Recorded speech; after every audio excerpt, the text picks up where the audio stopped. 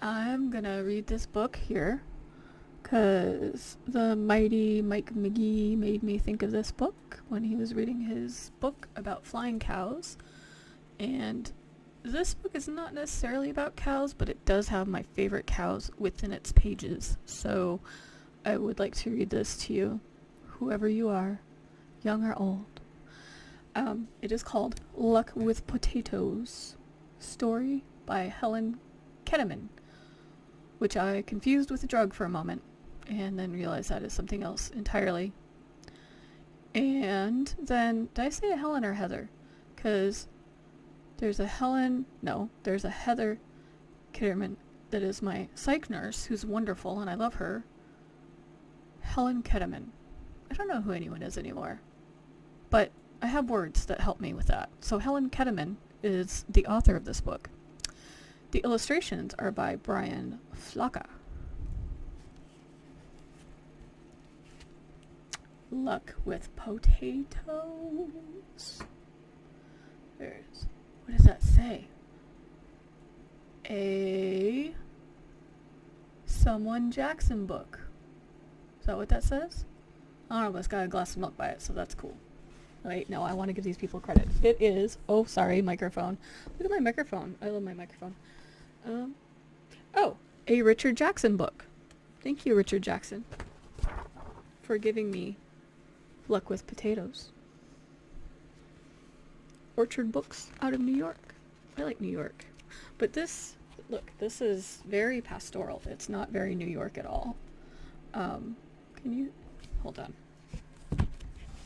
Bloop, bloop. See, look, it's loved. That's how you know when there's rips in it. Okay. Luck with potatoes and a very pastoral view. Am I doing this right? I'm doing it wrong. It's okay. I get many things backwards. I hope this is doing the thing I want it to do. There we go. I like just the simple illustrations. Watercolory, pretty. Okay, so this page is the page many authors go to and book lovers go to. I don't know how many children actually go to this page, but this says, for my mother, Mary L. Moon. Mary Moon. Is that not the coolest mom name ever?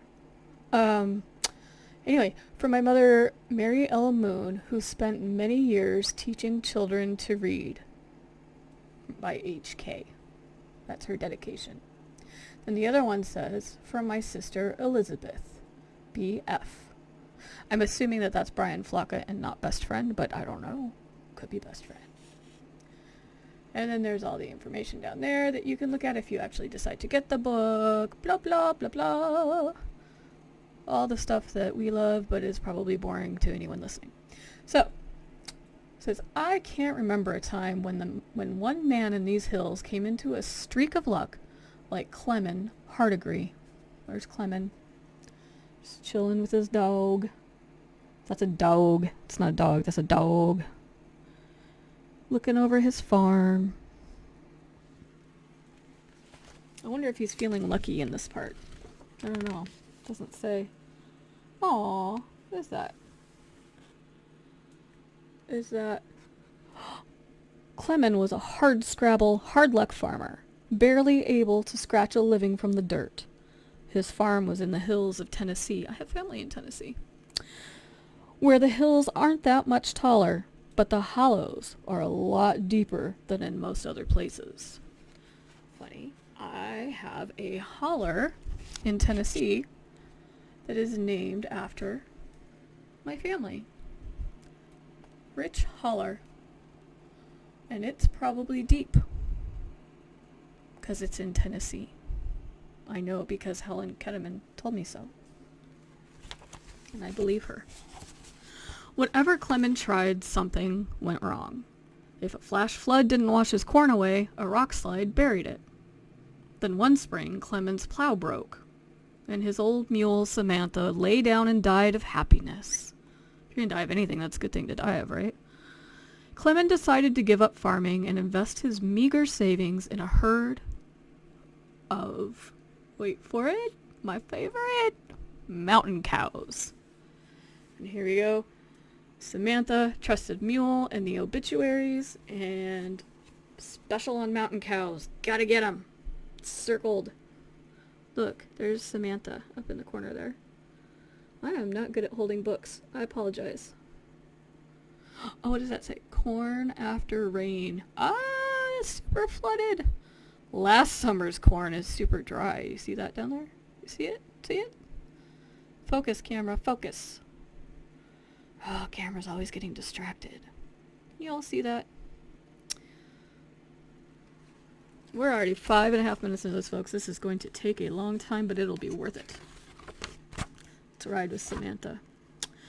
Mountain cows are bred for mountains and hills. They have holes in their ears, and their back legs are longer than their front ones. Walking uphill's easy, but they can't walk back down. So when they're done grazing for the day, they tuck their back legs through the holes in their ears, form a tight ball, and roll down the mountain. Look, here they are. Rolling. Where to go? This is where Jess learns logic, physics, spatial maneuvering. Where are you? And can't see. This is my favorite part. There we go. There we go. Rolling, rolling, rolling. Get those cows rolling. Love them. Okay. Once Clement got his cows, things went all right for a while. They wandered the hills until they found one really good grazing pasture. Every morning they trudged uphill to graze, and every evening they rolled back down to Clement's farm. Look at him trying to milk that mountain cow. His dog's there, hanging out with him. Trusty old dog.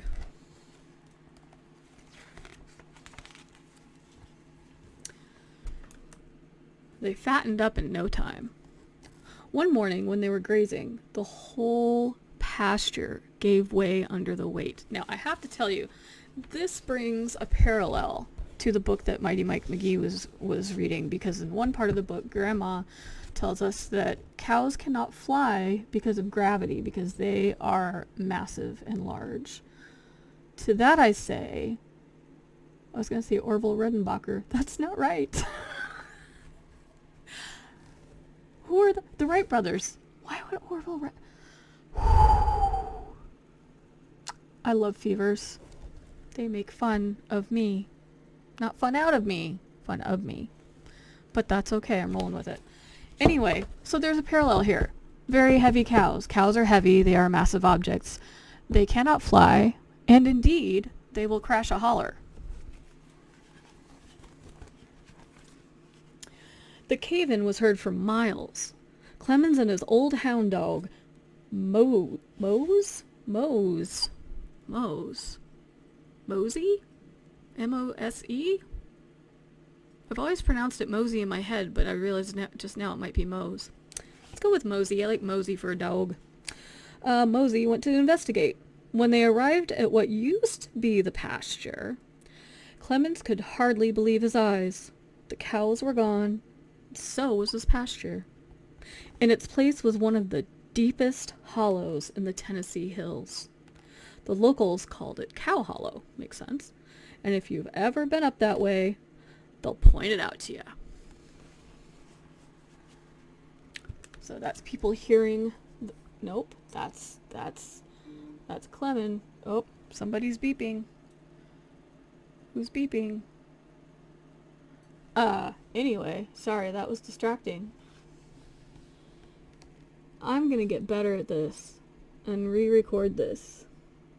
But there's people hearing the crash. And then there's poor old Clement and his dog.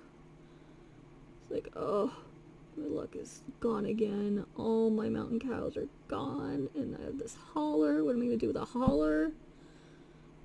Probably gonna flood. That's what I imagine hollers do. I don't know for sure. I've never been to my family's holler. Maybe I should go and find out. Let's see. Clement lost his entire herd of mountain cows, plus his best grazing pasture, to boot. Things were looking down, but Clement wasn't the kind to give up. Oh no. He determined to take one more shot at farming. He spent his last few dollars on some seed potatoes and decided to plant them up at the new hollow. It would be difficult, but the soil up there was the richest on his farm. The next morning, Clement took the seed potatoes, a hoe, a length of rope. He and Mosey headed up to Cow Hollow. Clearly, Clement lives in a place with newspapers. So in Tennessee, they must do newspapers a lot, because look, there's the potato seed potatoes. Hi, Isaac. Isaac is coming to enjoy the story with you. There we go. And, oh, look at that. That's the last of Clement's change. He's got it, like, stacked up. And what is that, like, clip doing? Like, it's not holding the piece of newspaper because it's too small. Now I'm confused. But he finished his coffee, so that's good. And then over here, we have him and Mosey and his hoe and his rope. And Isaac, apparently, going, you gonna help him plant, Isaac? Yes, I know. You're a cat, and I love you. Hi. Anyway, that's... There we go. That's a better picture. Alrighty. Gonna go plant some potatoes. Hi, Isaac. What's up? Hi. So, this is Isaac, everyone. He gets jealous of things very easily. Ooh, I like this page. This is like a centerfold, but you shouldn't know about that yet, kids. But it's for you adults out there, that's what this is like. 1 second. Isaac, come here. Come on. There you go. Good kitty. Those were some steep slopes on that hollow. A few trees were left along the top edges, and Clement tied himself and Mosey to a tree with sturdy ropes to keep from rolling down to the bottom. Whoops. Centerfold. My blood runs cold. My memory has just been sold. And there goes Clement and Mosey down into the hollow. They're hollering in the hollow. Wait, that says, what does that say, Isaac? That says, moo. He doesn't care. Then Clemens, I have to push the cat off the desk before he ruins my camera, because that would kind of suck, huh? Then Clemens set out planting. It wasn't easy. In some places, the new hollow was so narrow he could barely squeeze through. And some places were so tight Mosey had to wag his tail up and down instead of sideways. Once Clement thought he heard a cow mooing. That's the moo, I would guess. The hair on the back of his neck prickled. Cow Hollow must be haunted by mountain cow ghosts. Ooh, that's scary. Clement finished planting as quick as he could. He aimed to be out of there by dark. That would be kind of spooky, huh? Like you're down in this dark hollow with you and your dog, just trying to make a living, planting seeds, and all of a sudden you hear, oh, you know what? That's probably more of a moo than a moo, right? Because look at, it's all curvy. Yeah, I'm going to go with that. Moo. Let's do that. Mountain cow ghost. That would be creepy. That night it rained so hard Clement couldn't hear himself snore. Wow. That's impressive. In the morning, he decided to check his potatoes, expecting them to be washed away. When he got there, to his surprise, potatoes had not only held, they'd grown into 10-foot plants overnight. Looked like a regular jungle. Those potato plants grew until they dwarfed all the trees around. Clouds got snagged in the leaves and couldn't go any farther. It created a rainforest right there in Cow Hollow. All summer, Clement tended his potatoes. They grew so fast they caused earthquakes. Sometimes I feel that way, like I grow that fast. That's another story. The hollow rattled and shook, bulging and growing until it plumped out into a huge lumpy hill. The ground was stretched so tight over those potatoes, the locals figured it would blow before harvest. But Clemen's luck held firm. Look, that's the growing right there. That's the rain and the growing and the water and the scare. And then here we go. Jungle, potato jungle. Oh, I am the worst. Someday, guys, me and Isaac will get this down. Potato jungle. Hi. How are you? Let's see, what else do we have? Oh, that's right. Come That's how you know a cat likes you. Thanks. Come harvest time, the potatoes had grown so big, Clemen had to bring in a bulldozer to dig them up. The first plant he dug had potatoes so huge, each one filled the bed of his pickup truck. As he loaded the first one, he heard the mooing again. He leaned his ear against the potato. The mooing was coming from inside. I know, Isaac. What is happening? Clemen all but fainted. He'd grown haunted potatoes. Haunted potatoes, Isaac. Oh no.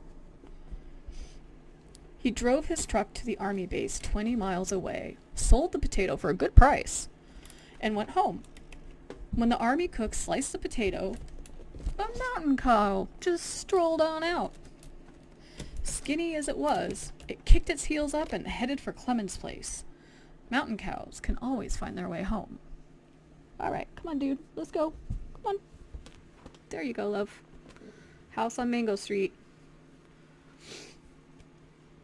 Shirt distraction. So what do we got? We got the big potato mooing in the back of Clemen's truck. And good old Mosey looking on in the rainforest raining. And what do we got over here? Over here, we have a blurry picture. Oh, we have that mountain cow strolling out and kind of scaring the cook, huh? Freaking him out!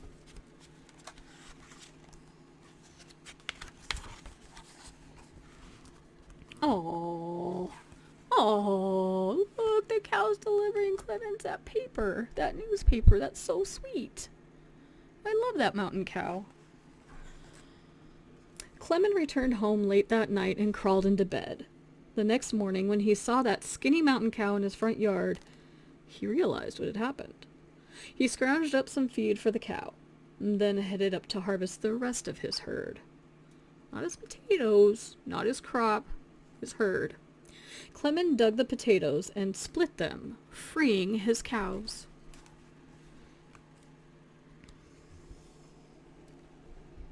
Aw, look at that.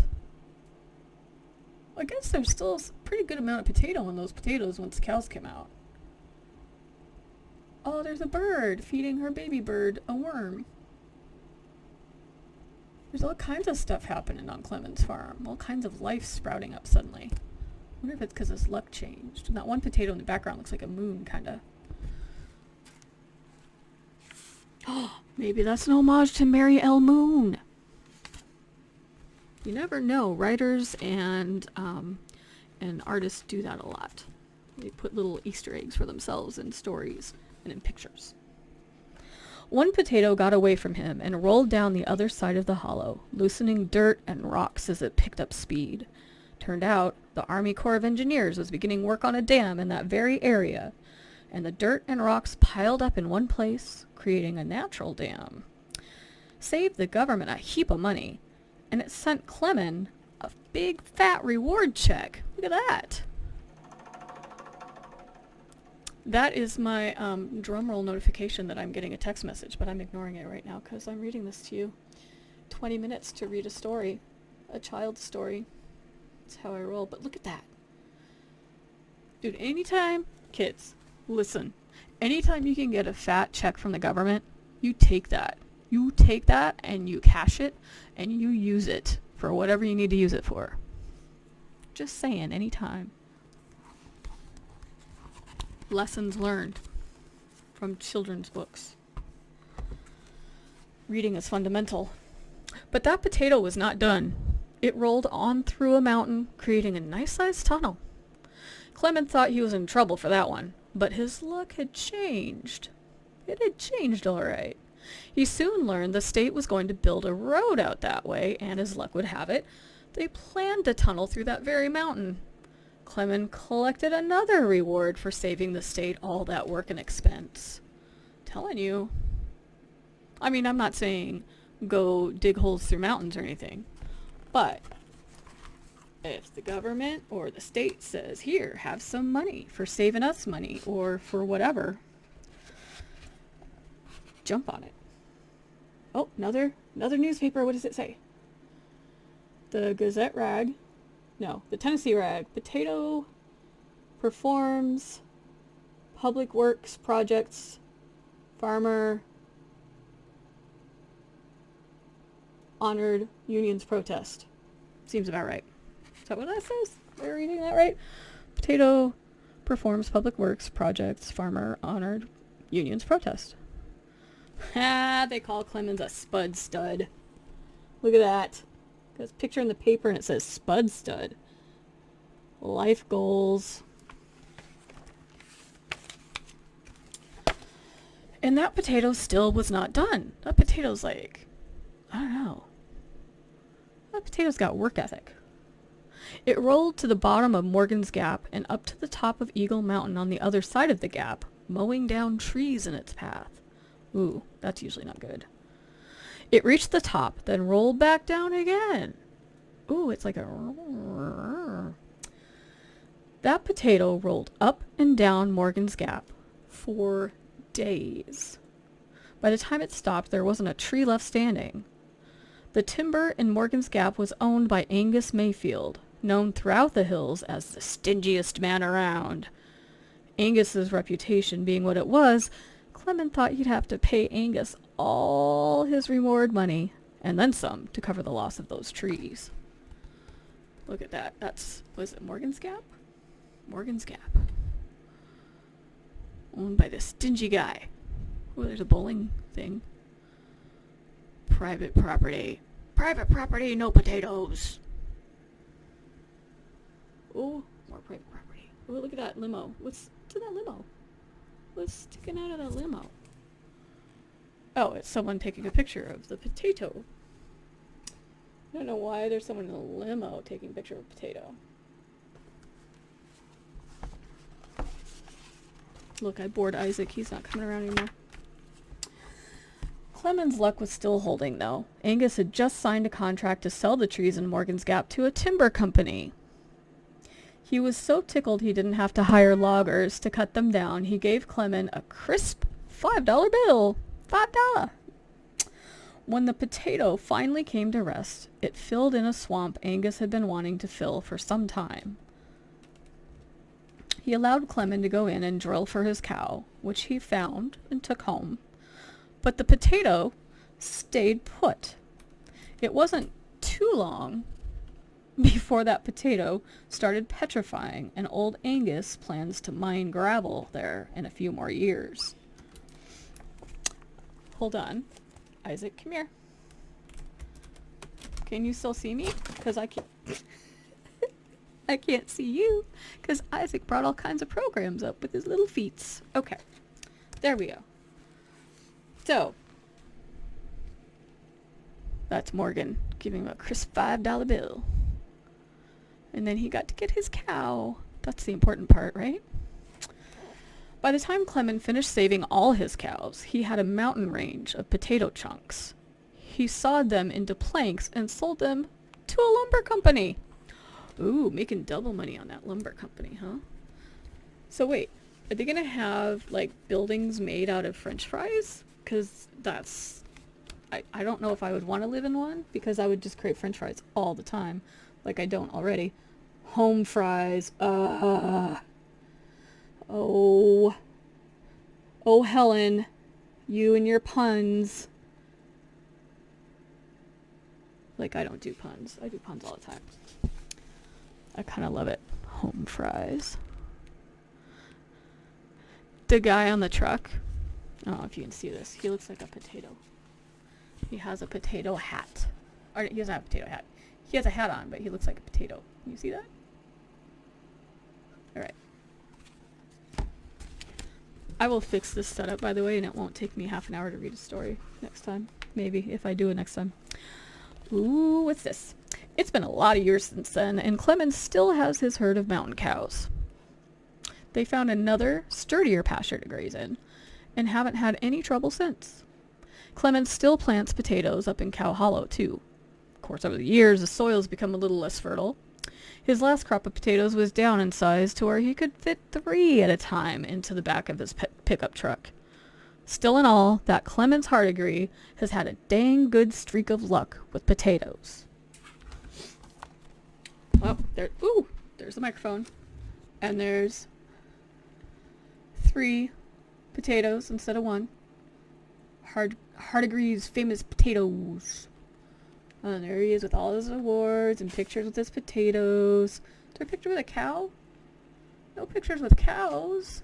Come on, dude. Well, I guess it is a book called Luck with Potatoes, not Luck with Cows, so. Oh! And it says he surely has. And there he is. Good old Mosey the dog. On a potato. So that has been Luck with Potatoes by Helen Kettemen. Illustrations by Brian Floca. I'm probably saying that wrong. I apologize. Dedicated to Mary L. Moon and Brian Floca's sister. Oh my gosh, that's horrible. I'm just checking to see if his sister, is named. I don't remember. I apologize, sister. Elizabeth. His sister Elizabeth. So, there is that.